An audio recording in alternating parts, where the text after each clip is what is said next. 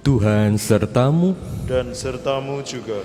Inilah Injil Yesus Kristus menurut Santo Lukas. Dimuliakanlah Tuhan. Sekali peristiwa Yesus berada di sebuah kota. Ada di situ seorang yang penuh kusta. Ketika melihat Yesus, tersungkurlah si kusta dan memohon, "Tuan, jika Tuan mau, Tuan dapat menahirkan aku." Maka Yesus mengulurkan tangannya, menjamah orang itu dan berkata, "Aku mau, jadilah engkau tahir." Seketika itu juga lenyaplah penyakit kustanya. Yesus melarang orang itu memberitahukan hal ini kepada siapapun. Ia berkata, "Pergilah, perlihatkanlah dirimu kepada imam, dan persembahkanlah untuk penahiranmu persembahan seperti yang diperintahkan Musa sebagai bukti bagi mereka." Tetapi kabar tentang Yesus makin jauh tersiar, dan datanglah orang banyak berbondong-bondong kepadanya untuk mendengar dia dan untuk disembuhkan dari penyakit mereka. Akan tetapi Yesus mengundurkan diri ke tempat-tempat yang sunyi dan berdoa. Demikianlah Injil Tuhan. Terpujilah Kristus.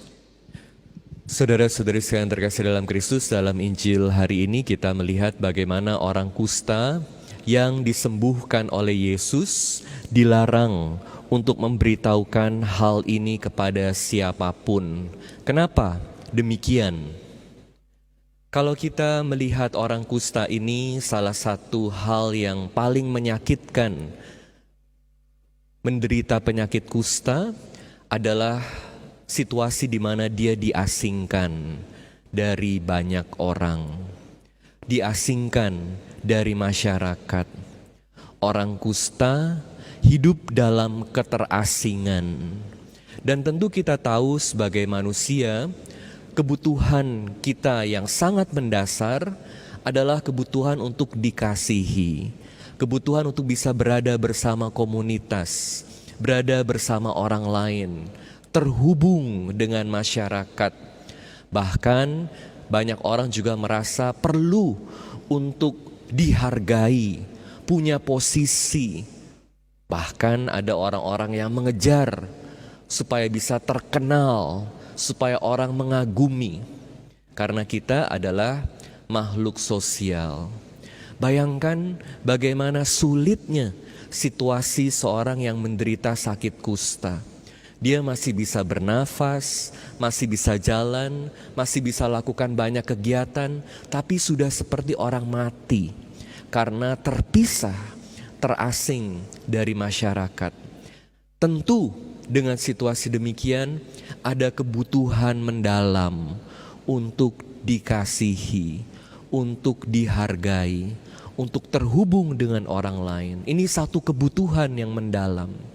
Anda bisa bayangkan bagaimana penuh dengan sukacita orang kusta ini yang disembuhkan oleh Yesus. Tentu dia tahu, di sini dikatakan, "Kalau Tuhan mau, Tuhan dapat mentahirkan aku." Peristiwa kesembuhannya jelas bukan karena ia layak untuk disembuhkan, bukan karena kehebatannya, bukan karena dirinya, tapi karena kebaikan Yesus. Dia tahu itu. Tapi kita sebagai manusia bisa-bisa lupa diri. Makanya Yesus katakan, jangan beritahukan hal ini kepada siapapun. Salah satu alasannya adalah karena kalau dia mewartakan Yesus, dari pewartaan Yesus akan sangat mudah beralih kepada pewartaan diri sendiri. Jadi pewartaannya, Tuhan menyembuhkan aku, itu awalnya.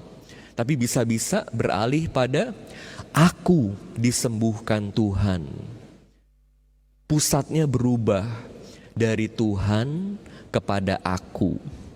Karena ada kelaparan dalam dirinya.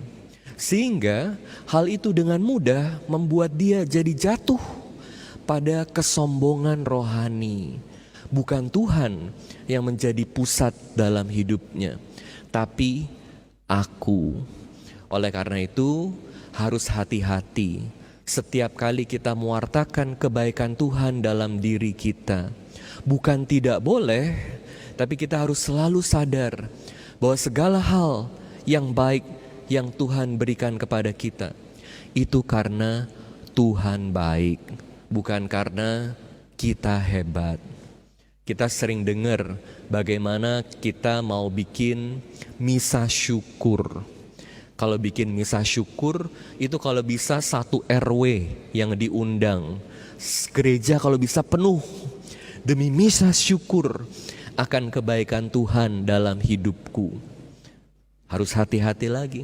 Pertanyaannya, apakah ini sungguh karena bersyukur akan kebaikan Tuhan, atau karena kita mau umumkan Tuhan ini baik sama aku, jadi aku ini pantas untuk dikasihi Tuhan. Perhatikan bagaimana penyakit kusta itu dilihat sebagai kutukan Tuhan. Kenapa orang ini merasa dikutuk?